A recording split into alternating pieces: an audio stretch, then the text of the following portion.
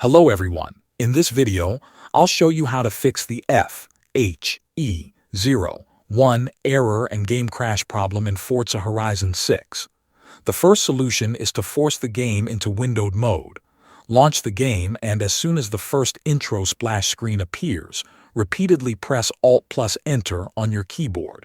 Keep pressing the keys until the game switches to windowed mode. This can bypass full-screen startup issues that cause the error on some systems. If that does not solve the problem, disconnect any extra gaming peripherals before launching the game. Unplug racing wheels, pedals, gear shifters, button boxes, and additional USB controllers. Leave only your keyboard and mouse connected.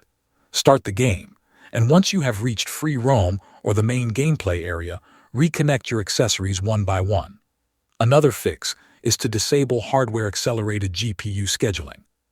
Open the Windows search, type Graphics Settings, and open it. Select Advanced Graphics Settings, turn off hardware-accelerated GPU scheduling, and restart your computer.